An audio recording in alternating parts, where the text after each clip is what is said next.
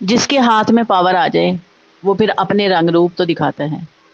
Mostly یہی دیکھنے میں آیا ہے کہ لڑکیاں جہاں شادی ہو کے جاتی ہیں ان کو سفر کرنا پڑتا ہے، یعنی اپنے سسرال کو دیکھنا پڑتا ہے. اچھے لوگ بھی ہیں دنیا میں، یہ ضروری نہیں ہے کہ ہمیشہ برے ہی لوگ ہوں.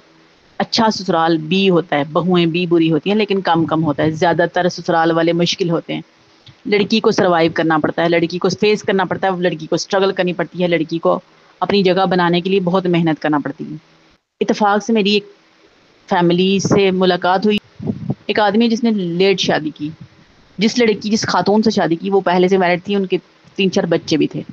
اس بندے کو میں نے اپنی آنکھوں سے دیکھا کہ وہ اس شخص کے ساتھ وہی سلوک ہوتا ہے جو ایک لڑکی کے ساتھ اپنے سسرال میں ہوتا ہے. بچے بھی زیادتی کر جاتے ہیں، پیسہ کما کے وہ دے رہا ہے، گھر کے کام وہ کر رہا ہے، چھوٹے چھوٹے کاموں کے لیے اس کو ذلیل بھی کر دیا جاتا ہے.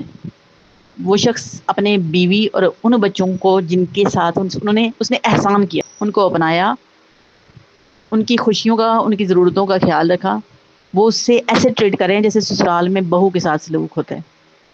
اور اس بندے کا بہت بڑا ظرف ہے جو برداشت کر رہا ہے وہ.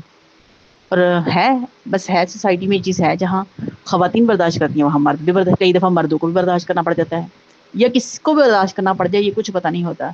کون زیادتی کر رہا ہے، کون ظلم کر رہا ہے، کون ظلم برداشت کر رہا ہے، یہ کچھ پتہ نہیں ہے. جب تک بندے کا پالا نہ پڑے نہیں پتہ چلتا.